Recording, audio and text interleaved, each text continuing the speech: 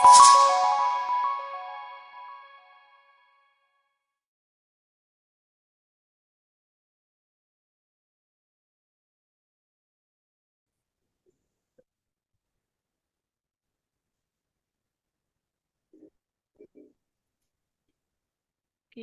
Baik, selamat sore Ibu Sun. selamat sore juga Ibu Eldis. Apa kabar hari ini Ibu?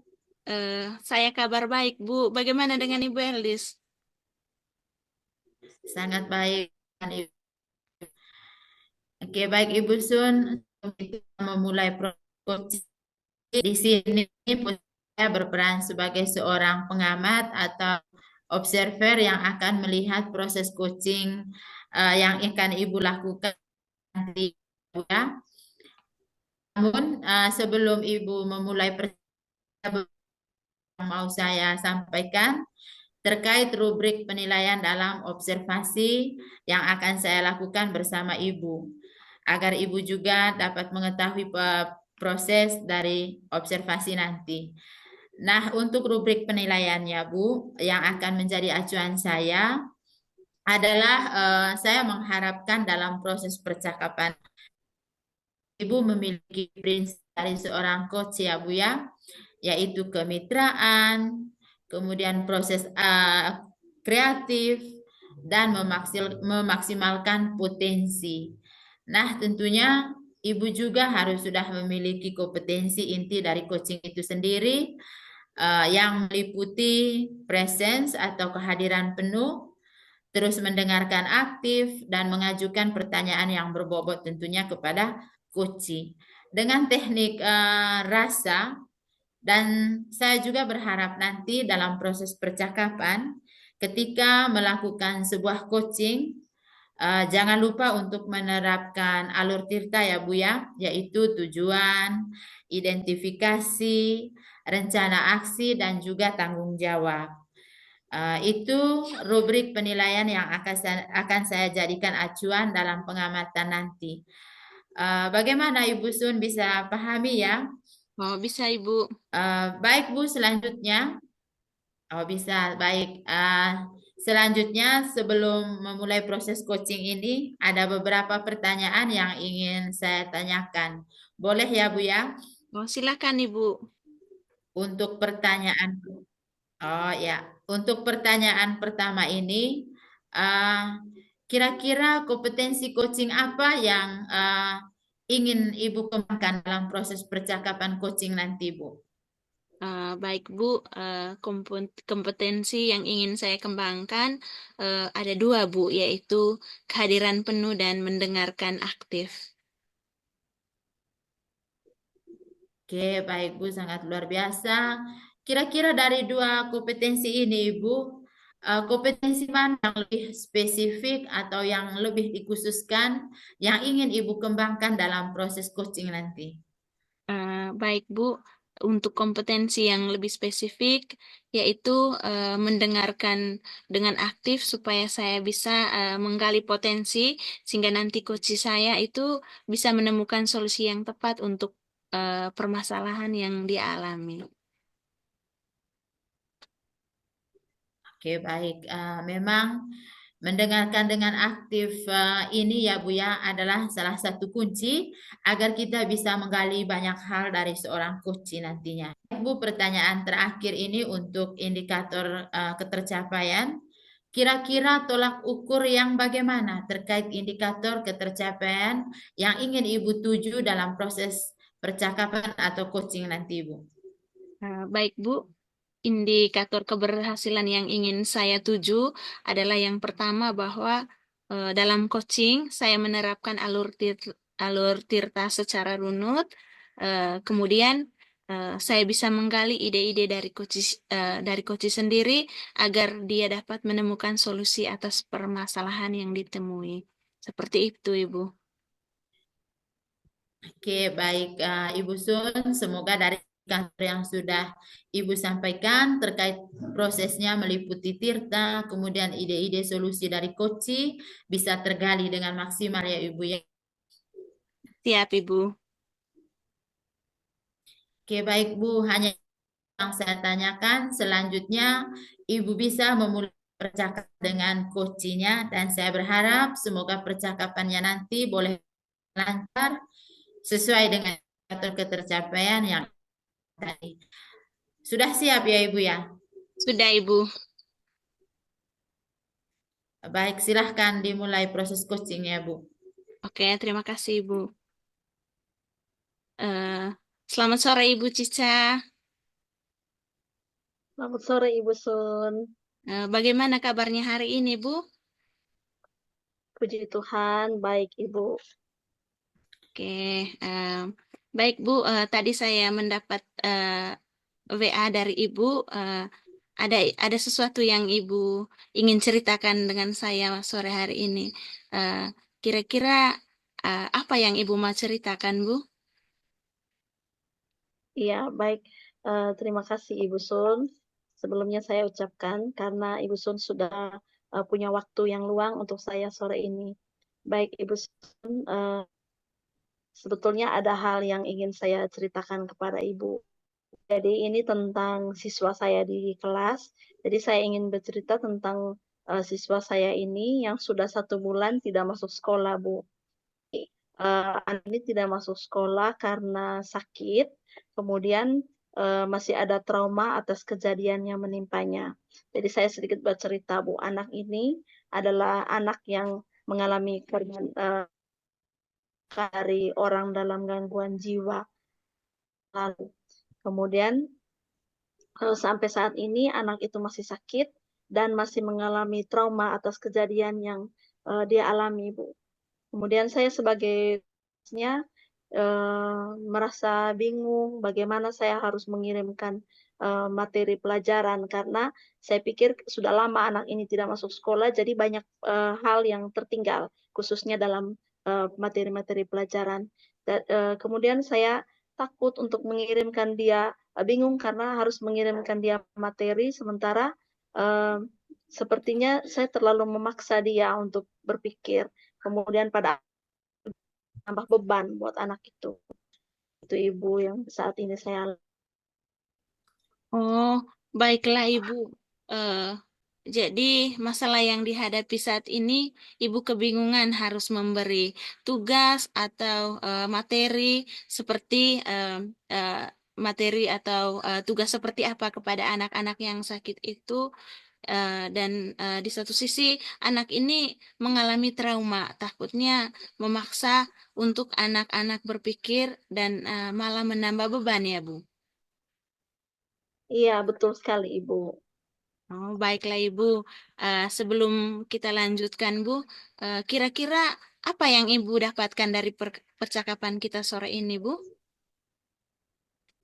Ya, Ibu, sebetulnya yang saya ingin ini sebetulnya saya ingin menolong anak ini, Bu, agar walaupun dia dalam kondisinya seperti sekarang ini, tetapi saya ingin agar dia tetap bisa mendapatkan materi-materi pelajaran, agar tidak terlalu ketinggalan jauh, Bu, dari teman-temannya. Begitu, Ibu. Oh, baik, Bu. Mungkin bisa diceritakan, Bu, seperti apa perkembangan belajar ini sebelum ia sakit dan mengalami trauma, Bu? Ya, baik Ibu. Jadi anak ini sebetulnya memiliki kemampuan yang cukup bagus dalam belajarnya, Bu. Kemudian anak ini juga memiliki semangat belajar yang tinggi, kemudian aktif juga dalam proses pembelajaran. Jadi ini kondisi terakhir dari anak ini sebelum dia mengalami sakit dan juga trauma. Oh, baik, Bu. Eh, Tadi Ibu katakan ingin menolong anak ini agar bisa tetap mendapatkan materi pelajaran, agar anak ini tidak ketinggalan. Adakah cara yang Ibu pikirkan untuk menolong anak ini? Em, iya, Bu. Sebetulnya saya berpikir mungkin yang bisa saya lakukan untuk anak ini mungkin saya akan melakukan kunjungan rumah kembali karena sebetulnya sudah pernah saya dan juga beberapa anak serta rekan-rekan guru pernah mengunjunginya saat dia keluar dari rumah sakit. Tapi Mungkin hal ini akan saya coba kembali agar saya bisa mengetahui dan juga saya bisa melihat langsung kondisi anak yang sekarang ini, saat ini. Kemudian yang kedua, mungkin saya ingin membantunya dengan materi pembelajaran dalam bentuk yang lebih menarik. Seperti contohnya, mungkin saya akan membuat video-video pembelajaran ataupun membuat materi-materi dalam bentuk tayangan atau membuat PowerPoint seperti itu, agar anak ini tidak jenuh saat dia harus mempelajari materi-materi tersebut. Karena mungkin jika anak ini membaca buku, dia akan bosan dan juga merasa stres. Jadi saya berpikir untuk memberikan materi dengan cara yang lebih menarik seperti itu. Wah, saya sepakat sekali, Ibu. Tetapi saya ingin menanyakan ke Ibu, kira-kira siapa saja yang akan terlibat agar solusi yang Ibu pikirkan ini bisa berjalan dengan baik, Bu? Uh, ya, baik Ibu. Akan berdebat dengan solusi yang dengan baik. Saya memerlukan bantuan dari rekan saya, juga tentunya dari siswa. Guru, saya sebagai guru kelas, tetapi juga dengan guru-guru dan kelas saya, Ibu. Oke, baik Bu. Dari kedua solusi yang Ibu pikirkan tadi, kira-kira manakah yang mungkin untuk dilakukan dalam waktu dekat, Bu? Ya, baik Ibu. Yang bisa dilakukan dalam waktu dekat mungkin kunjungan rumah terlebih dahulu agar saya bisa memastikan kondisi anak saat ini seperti apa. Setelah itu baru saya melangkah ke solusi yang kedua. Seperti itu, Ibu. Oke, baik Bu. Jadi begini Bu, kita sudah ada di ujung waktu ini Bu. Pertanyaan terakhir dari saya Bu, apa yang kita dapatkan dari sesi percakapan kita hari ini Bu? Ya, yang saya dapatkan, saya merasa senang karena dapat berbagi cerita dengan Ibu. Kemudian selain itu juga saya dengan berbagi cerita, akhirnya saya juga bisa menemukan solusi untuk masalah yang saya hadapi ini, Ibu. Oke, baiklah Bu. Saya berharap semoga rencana serta solusi yang Ibu pikirkan eh, bisa bisa dijalankan dengan baik ya Bu. Ya, Ibu, terima kasih ya, Ibu. Sama-sama Bu.